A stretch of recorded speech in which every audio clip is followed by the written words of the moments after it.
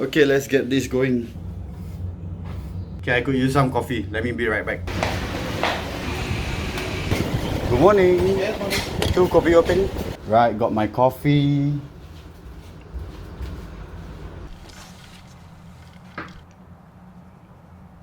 Fight germs, stay protected. Alright, welcome back everyone. Hopefully you stay safe wherever you are. Alright, stay at home if you are feeling sick and enjoy watching videos. Okay, ever since I started this filmmaking journey, I've always loved the anamorphic look of feature films. You know, it's that 21:9 widescreen with the blue flares when you see the lights. Anamorphic lenses used to be only for the cinema cameras, but now even a DSLR shooter can get them. But of course, the price range is kinda on the high side, right? 4 or 5 digit kind. So for the budget shooter, it has always been out of reach until now. And so here comes along the Sirui anamorphic clip-on lens. Okay, I just gotta say I'm not sponsored. I bought this lens on my own and have been trying it out for the past few weeks. I myself have never had the privilege to handle an anamorphic lens, but this I would say is a true anamorphic lens, okay, having all the bells and whistles of what an anamorphic look will give you. Its aspect ratio is wider at 2.4:1, and footage recorded at night will give you that oval bokeh and also all the fancy blue light flares. Now what you're gonna get in the box is this clip which attaches to most phones, alright, more or less you can see it gaps up quite big, but it also depends on whether your camera and the edge can mount in. Okay, I'll show you an example. Now, so at the shop, go and have your phone ready, right? Try to clip on this attachment and make sure that the holes can align, right? For example, okay, so for me, this phone, that's fine. Of course, there's the anamorphic lens, which is a simple twist and click. It comes with a rubber cap which easily clips on and off. There's also a manual and a cleaning cloth. And all this is kept in a nice soft case to bring around with you, right? Even comes with a carabiner. Nice and compact and does the job just fine. Let's get to some footage that I shot early on.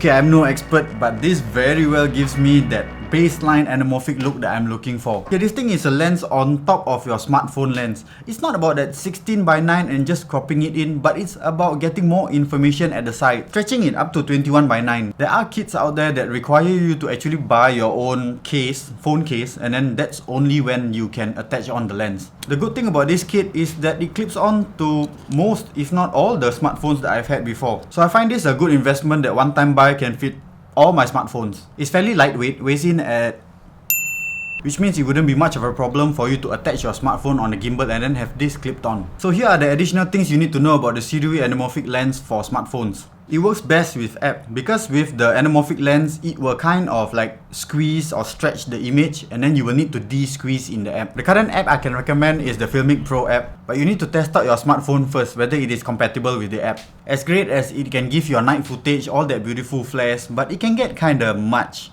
I recommend that you plan out your shots and control the amount of light that is passing by where available, alright, when you're using this anamorphic lens. Okay, so now this clip. I kinda have a love-hate relationship with it. The lens itself is designed to have any configuration around the phone. It has this notch here which you can unlock and twist and turn the clip in any configuration that you like. What this means is depending on the position of your smartphone lens, you can clip it this way or the other way. And all you need to do is just unlatch the lens and turn. Good to go. But the negative part about this design is that I have this covering part of my screen. Using the filming app, I actually have controls on this side of the screen, so I can't quite access them. So how I deal with it is that I'll have to set my settings, alright, lock it in, and then clip on the lens. Okay, just a minor inconvenience. Now, more or less, the newer generation of smartphones come with image stabilization with its cameras. As good as it sounds to use it handheld, I'd highly recommend you using a gimbal. Why so? Because I will need to switch off the image stabilization. Here's some footage of me using this kit handheld with image stabilization on.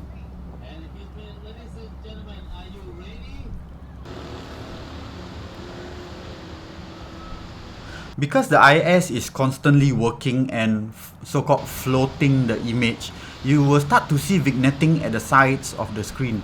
Is it vignetting or vignetting? I think it's vignetting, right? It's kind of vignetting. I think it's kind of hard to say. Okay, I'll just say dark areas around the screen, alright? You see this footage of me with the IS working. You can spot that around the corners of the screen, it sometimes goes dark on and off. And it's especially visible when there is bright daylight, right? You can really notice it. Okay, so highly recommended in-app, switch off the IS, put it on a gimbal or a stabilizer, or even use it handheld. It's gonna give you better footage. Okay, so now let's summarize.